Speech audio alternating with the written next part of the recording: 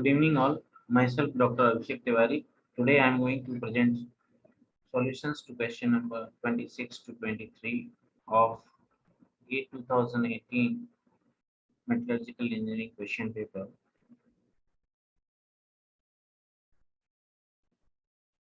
So, this is question number 26, which says the molar free energy in joule per mole of a liquid solution of a binary AB alloy as a function of temperature T and composition X. Mole fraction of B is given by GL T comma X is equal to 1 minus X GA0L plus X GB0L plus RT X ln X plus 1 minus X ln 1 minus X plus 4000 X 1 minus X, where GAL 0, L and Gb 0, L are the molar free energies of pure liquid A and pure liquid B. What is the excess molar free energy GXSL for an alloy with composition X is equal to 0.5 at temperature 1000 Kelvin? In the question, we have been given gas constant R is equal to 8.314 joule per Kelvin per mole. So we can write GXSL is equal to G non-ideal L minus G ideal L. So GXSL can be written as delta H mix, which is equal to omega XA XB. So this is omega XA XB, that is 4000. X is 0.5. Here X is given 0.5. And since X is 0.5, XB is also 0.5. So this comes out to be 1000 joule per mole. So the correct answer is A.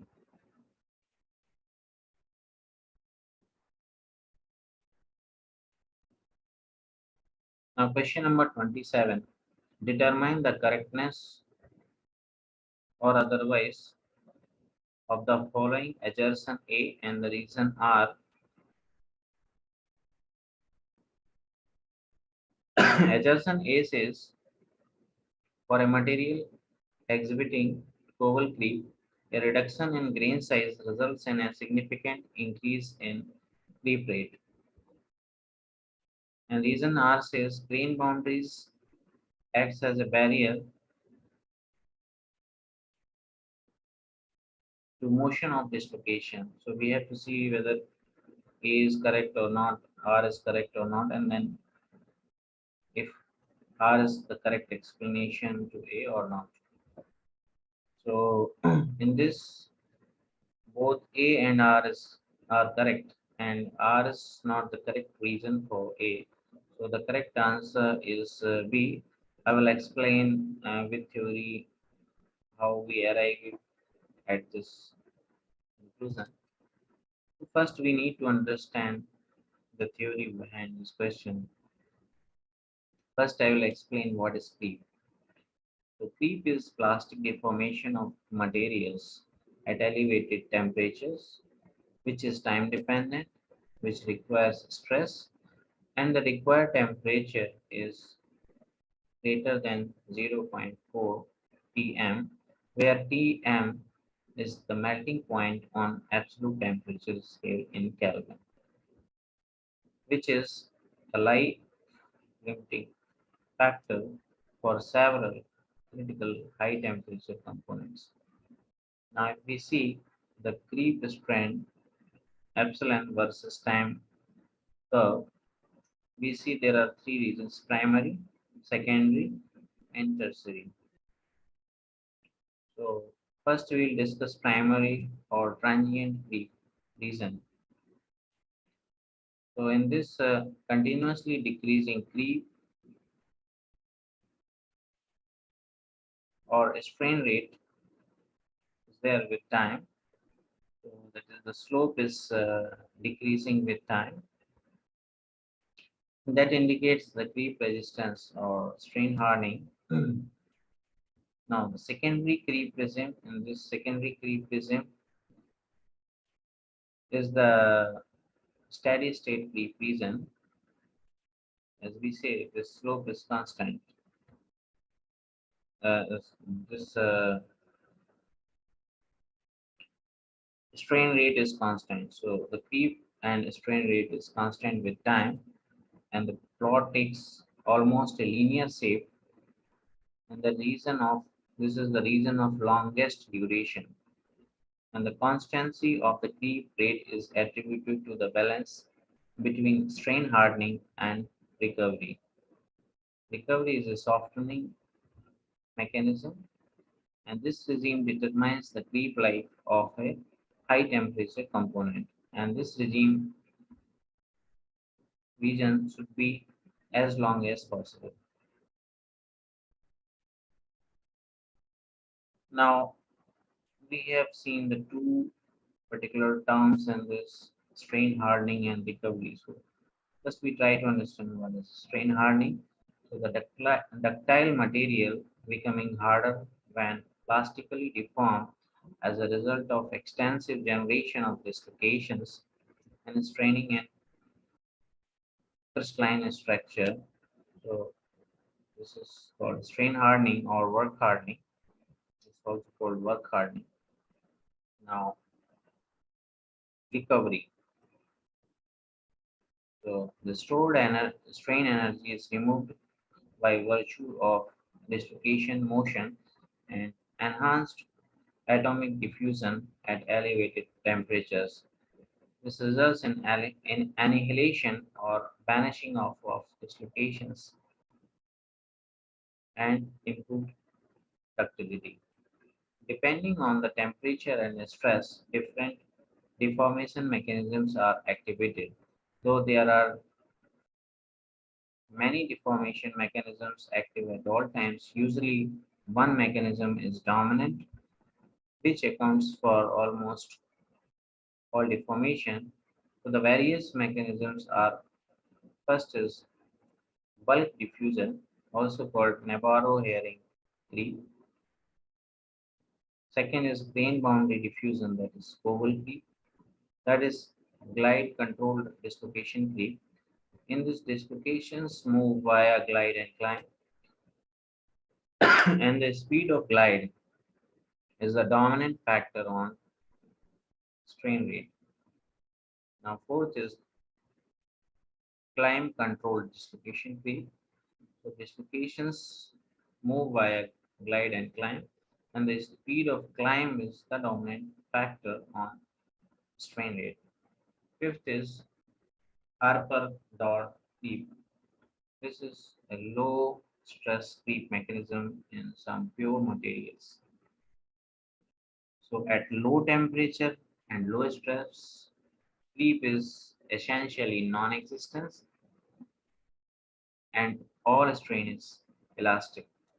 At low temperature and high stress, material experience plastic deformation rather than creep.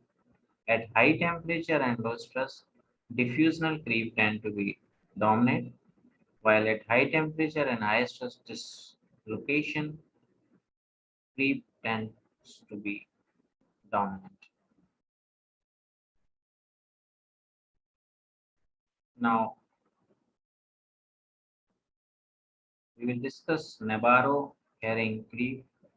Nabarro herring creep is a mode of deformation of crystalline materials and amorphous materials that occurs at low stresses and held at elevated temperatures in fine-grained materials.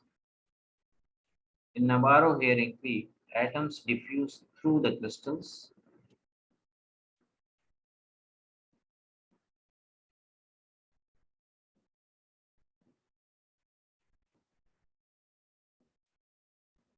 and the creep rate varies inversely with the square of grain size. So the fine-grained materials creep faster than coarser-grained ones.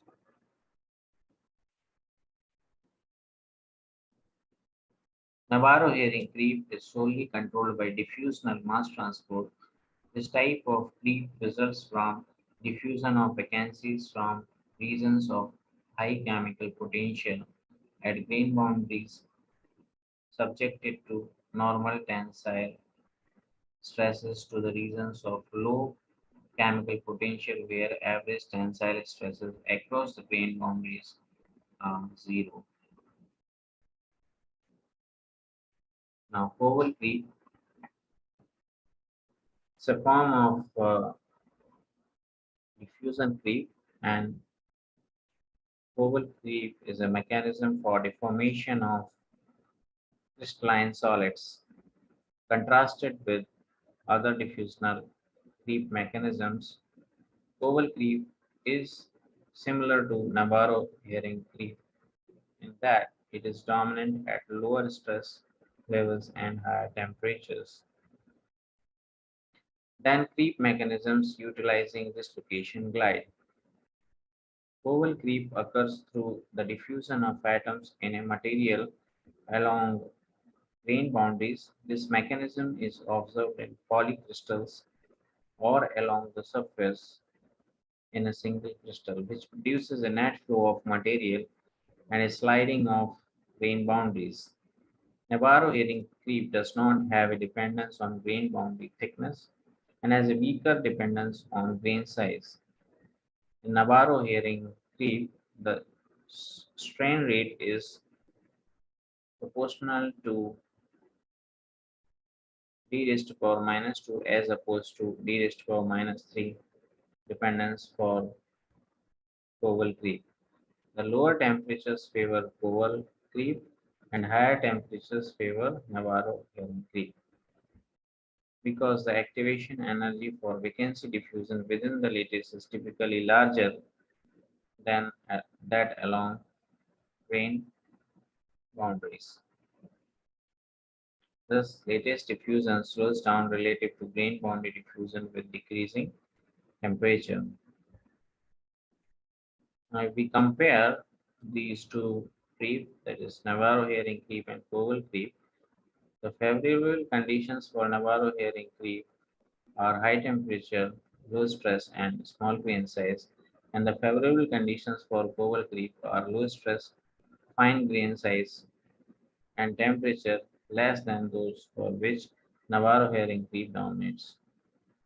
In case of Navarro herring creep, vacancy diffusion is through crystal lattice, and in case of oval creep, the vacancy diffusion is along the grain boundaries. And the values of A, N, and P for strain rate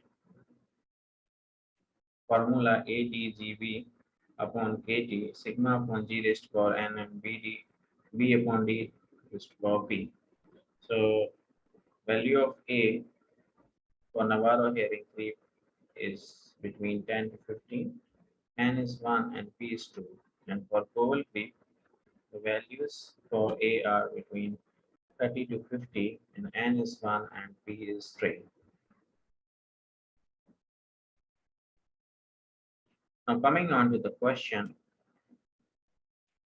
first assertion is true as the Powell creep rate is inversely proportional to cube of the grain size, and the Powell creep is more active at lower temperatures when self-diffusion is difficult to occur. The grain boundary controls the diffusion rate as the grain boundaries are high energy regions so can accommodate more strain and diffusion can be readily active. Now coming on to the reason is also true. The grain boundaries act as barrier to dislocation motion and this is the reason why we get dislocation pileups and strain hardening condition. The answer is though both are correct, we can see that the reason does not explain anything about Powell creep mechanism or rate. The reason is only focused on grain boundaries and dislocations, and this cannot explain the diffusion mechanism or strain rate dependency of creep on grain size. So the correct answer is B.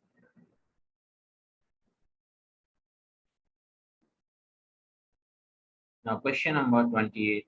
Determine the correctness of the following assertion and reason. Assertion A. Refractory BCC metals like W and MO are less ductile than FCC metals like Ni and Pt at room temperature.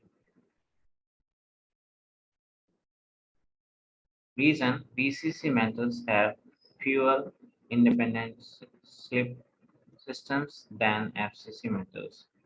So this assertion is correct and reason is false. So the correct answer is D. I will explain you in the later slide why this is so. So assertion, it's true that BCC is less ductile than FCC. The reason lies behind the effective slip occurring in the crystals.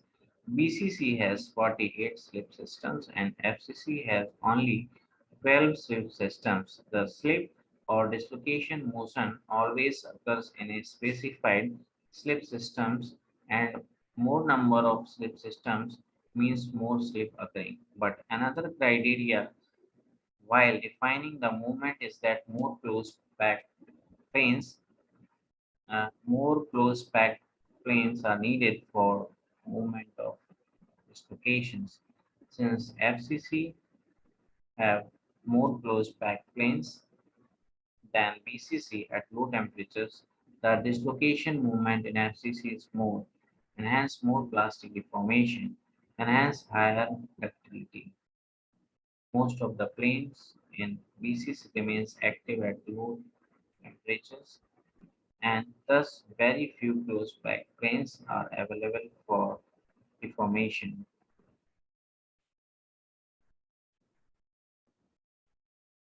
There are several ways by which distribution move in FCC due to closed packed planes, thus adding to its ductility. So reason is false as BCC has 48 slip system while FCC only has 12. If we see BCC actually has more slip systems than FCC, but this reason is incorrect. So A is true and R is false. So the correct answer is D.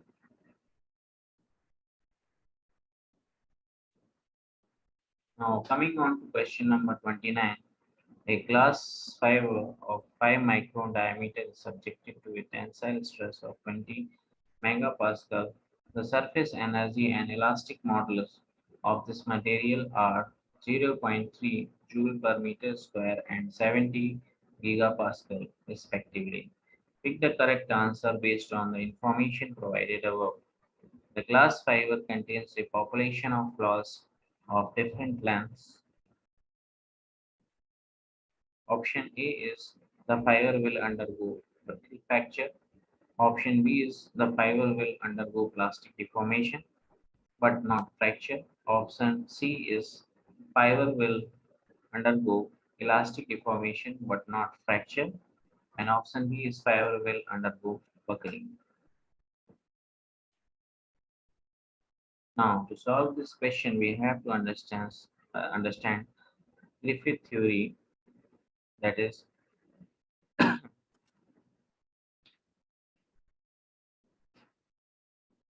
half the crack length. So this is the crack and 2 is the crack length. So A is the half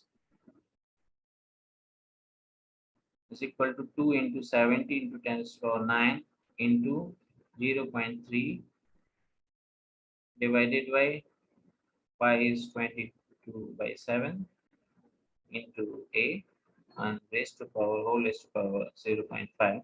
From this we get value of A that comes out to be 33.4. sorry, this is half the crack length actually. So A comes out to be 33.4 into 10 to the power 6, 10 to the power minus 6 meter. So the crack length, that is 2A, comes out to be 66.8 into 10 to the power minus 6 meter. So that is 66.8 micron. But in the question, it is given the fiber diameter is 5 micron, which is less than the crack diameter. So the elastic deform. So obviously the fracture will not occur and elastic deformation will occur. So considering all the options, option C is correct. This says fiber will undergo elastic deformation and not a fracture. Now coming on to question number 30. Two equal and opposite charges plus Q and minus Q are located as shown in figure above. A surface integral Fi is defined on surface Si of the sphere of radius Ri as follows. Fi is equal to surface integral over surface Si E vector dot n cap ds, where vector E is the electric field and n is the unit normal to the surface integration. And if R1, R2, R3 are in the ratio of 1 is to 2 is to 5. So R1, this is R1, R2, and R3 are in the ratio 1 is to 2 is to 5. Use Gauss divergence theorem to determine ratio of F1, F2, and F3. So according to the Gauss law, total flux linked with a closed surface is Q by epsilon naught, where Q is the charge enclosed by closed surface. So if we see that F1 related to this sphere is F1 is equal to plus Q by epsilon naught, and F2 is minus Q by epsilon naught. And if we see F3, that is plus Q minus Q divided by epsilon naught. So this will be equal to 0 by epsilon naught. If we see the ratio of F1 is to F2 is to F3, so we can see that this is plus 1 is to minus 1 is to 0. So the correct answer is option C. So thank you for your attention. So this was the part B of GATE 2018 Metallurgical Engineering question paper. So thank you very much for your attention. And so we end this video, and after that we will meet for the next part of this paper.